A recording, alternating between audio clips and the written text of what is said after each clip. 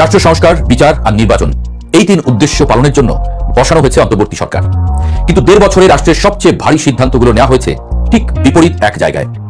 আসসালামু আলাইকুম প্রিয় দর্শক, নির্বাচনের আর বাকি আছে মাত্র 11 দিন। প্রচারণা বাকি আছে 10 দিন, মানে একদিন আগেই তো প্রচারণা শেষ হয়ে যাবে। তো এই অবস্থায় এসে আমরা বিগত নির্বাচনগুলোতে যেরকম একটা চেহারা দেখতাম, যে নির্বাচন নিয়ে মাঠে ঘাটে, চায়ের দোকানে, গলিতে, মানুষের মধ্যে ব্যাপক আলোচনা নির্বাচন নিয়ে, কে জিতবে, কে হারবে, কে সরকার গঠন করবে, এরকম তেমন কিছু কিন্তু আমার চোখে পড়ছে না।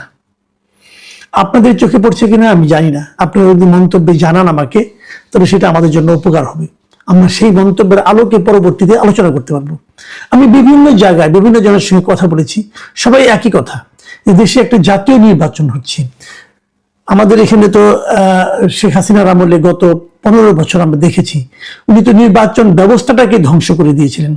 এবং তারপরে এমন একটা নির্বাচন আমরা পাচ্ছি, যে নির্বাচনে দেশের ম্যাক্সিমাম মানুষ চাইলেই ভোট দিতে পারবে।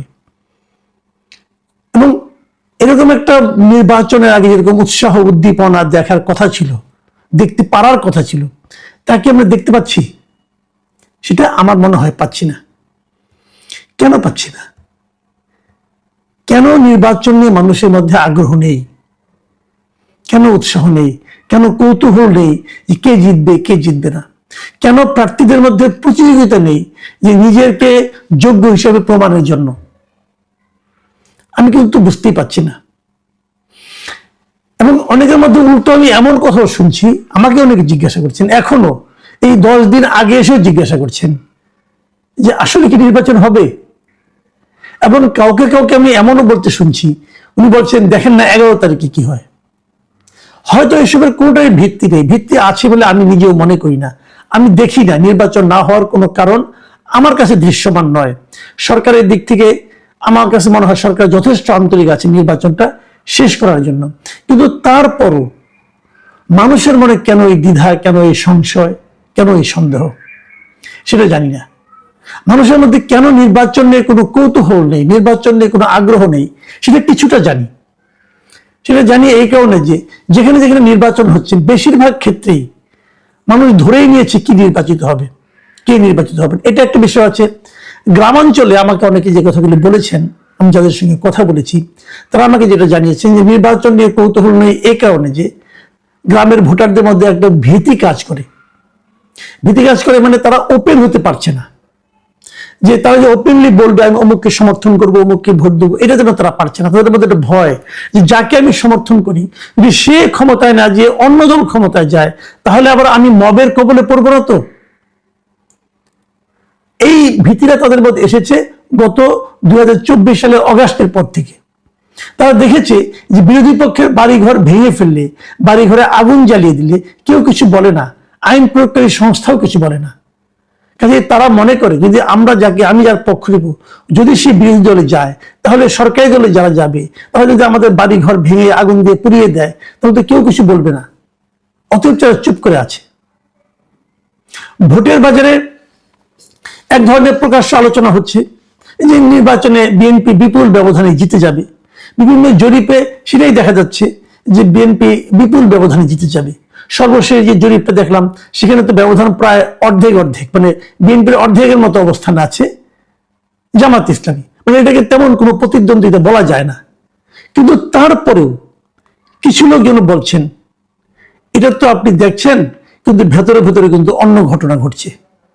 কিছু লোক বলছেন জামাতের অনেক ভোট আছে যারা নীরব ভোট, তারা চুপচাপ যে দাঁড়িপাল্লায় ছাপ দিয়ে আসবে বলছে। কিন্তু এখন এই বলাটাকে সত্য বলা নাকি এটা এক ধরনের মনস্তাত্ত্বিক যুদ্ধ আমি বলতে পারবো না।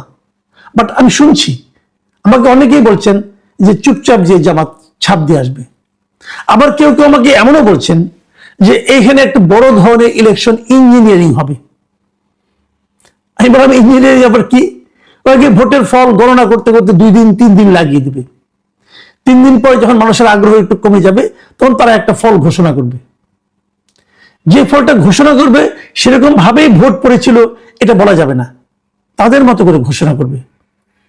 তার মানে প্রশাসনকে কতটা করায়ত্ত করতে পেরেছে তার উপর হয়তো ফল নির্ভর করতে পারে।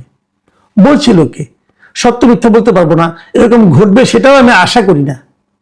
কিন্তু আলোচনা যখন হচ্ছে, কোনো কিছু ভিত্তি ছাড়াই আলোচনা হচ্ছে, সেটাও আমি মনে করি না। এই এক মহা যন্ত্রণা যে আপনি কোনটা বিশ্বাস করবেন কোনটা বিশ্বাস করবেন না আপনি নিজেই জানেন না। যখন আপনি এরকম বাস্তবতায় পড়ে যান তখন কিন্তু টেনশন আরো বেড়ে যায়। আবার কেউ কেউ বলছে যে শেখ হাসিনা নির্বাচন ব্যবস্থাটাকে এমন একটা জায়গায় নিয়ে গিয়েছিলেন যে সরকার নিজেই প্রশাসনকে, আইন প্রয়োগকারী সংস্থাকে টাকা দিত, ঘুষ দিত। এটা কিন্তু তারা বলেছে, অনেকে বলছে আগে নাকি এরকম হতো, গত 3টা নির্বাচন এরকম হয়েছে, পুলিশরা নাকি ঘুষ পেয়েছে সরকারের কাছ থেকে। তো এখনো নাকি তারা সেরকম আশা করছে যে আমাদেরকে দেওয়া হচ্ছে না কেন। এবং আমাকে একজন এমন বললেন যে যে টাকা ছাড়তে না পারবে সে নির্বাচনে ভালো করতে পারবে না, টাকা ছাড়তে হবে। তাই বললাম ভাই টাকাটা কে ছাড়বে, কার উদ্দেশ্যে ছাড়বে? প্রশাসনের উদ্দেশ্যে ছাড়বে, আর ছাড়বে হলো যারা জিততে চায় তারা ছাড়বে। জটিল ব্যাপার। আপনারা কিছু বোঝেন কিনা আমি জানি না, কিন্তু এই ধরনের ইলেকশন ইঞ্জিনিয়ারিং হতে পারে, এ ধরনের কথা কিন্তু আকাশে বাতাসে শোনা যাচ্ছে, দেখা যাচ্ছে। এর মধ্যে একটা জিনিস দেখলাম, আমি আরেকটা কথা বলবো, সেটা আমি একটু পরে বলতে চাই, হয়তো আজকে বলবো না। সেটা হলো নির্বাচনের পর কি হবে, কে জিতলে কি হবে, এটা নিয়ে আমি আশা করছি কালকে আলাপ করবো। এটা আগে বলে রাখলাম, ওই আলোচনা আমি এখন একটু পরে আসছি।